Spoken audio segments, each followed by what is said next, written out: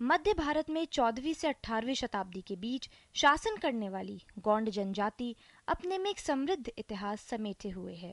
रानी दुर्गावती जैसी साहसी महिला भी इसी जनजाति की वंशज थीं। एक स्वतंत्र जनजाति गोंड का अपना एक राज्य और 52 गढ़ थे। मध्य प्रदेश, महाराष्ट्र, छत्तीसगढ़, आंध्र प्रदेश, तेलंगाना, उत्तर प्रदेश और ओडिशा के कुछ हिस्सों में फैली हुई इस जनजाति की विशिष्ट और संपन्न सांस्कृतिक धरोहर भी है, जो इनके लोक नृत्य, लोक गीतों, भाषा, खान पान और वेशभूषा में नजर आती है। माना जाता है कि गोंडी भाषा विश्व की सबसे पुरानी भाषाओं में से है।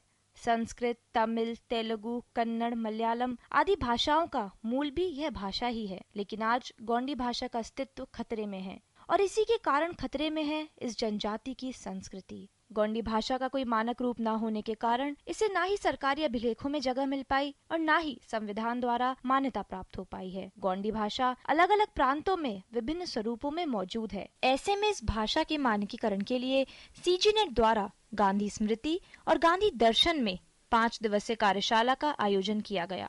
इस कार्यशाला का उद्देश्य गोंडी भाषा को मानक रूप प्रदान कर उसे विलुप्त होने से बचाना है। कार्यशाला में गोंडी भाषा के जानकारों को 5 समूहों में विभाजित कर हर शब्द का मानक रूप निर्धारित करने का प्रयास किया गया। बहुत सारे जो है गोंडी बोलने वाले लोग जो है मध्य भारत के अलग अलग कोने में बसे हुए हैं, लेकिन उनमें अंतर पाया जाता है।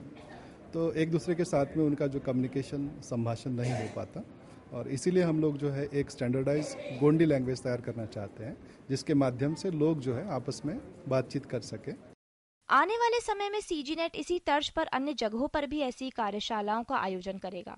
एक ही वर्कशॉप में तो सारी समस्याएं हल नहीं की जा सकती हैं, तो ये एक शुरुआत है। इसके बाद राष्ट्रीय आदिवासी विश्वविद्यालय जो अमरकंटक मध्य प्रदेश में है, वहाँ से हमें कहा गया है कि इस बैठक में 5 दिन की बैठक में जो हो, उसके बाद हमें वहाँ जाना है और वहाँ एक अगली बैठक होगी और वहाँ इस प्रक्रिया को हम आगे ले जाएंगे। और उसके बाद माननीय मंत्री जी जो आदिवासी विभाग के हैं वो आए थे और उन्होंने कहा है कि जैसे ही गोंडी का मानकीकरण हो जाता है वो प्रयास करेंगे कि ये 8वीं अनुसूची में आ जाए। गोंडी भाषा और संस्कृति के संरक्षण के लिए उठाया गया है कदम काबिले तारीफ है। इस कार्यशाला में सांस्कृतिक कार्यक्रम का आयोजन भी किया गया, जिसमें सहभागियों ने गोंडी लोकगीत और लोक नृत्य प्रस्तुत किए।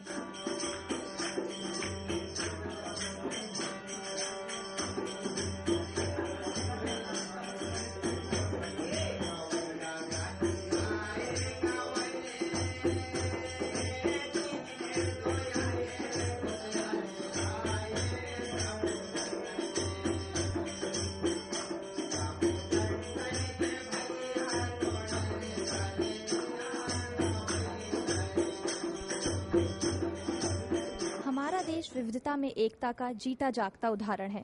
हमारे देश के अलग अलग प्रांत की अलग अलग संस्कृति और अलग अलग भाषाएं हैं। किसी भी प्रांत की भाषा वहाँ की संस्कृति को सींचने का काम करती है। भाषा के खत्म होने के साथ ही उस प्रांत की संस्कृति भी खत्म हो जाती है। गोंडी भाषा के मानकीकरण के लिए आयोजित की गई इस कार्यशाला का उद्देश्य भी गोंडी भाषा को उसकी पहचान दिलाना और 6 राज्यों में फैली गोंडी संस्कृति को अक्षुण्ण बनाए रखना है।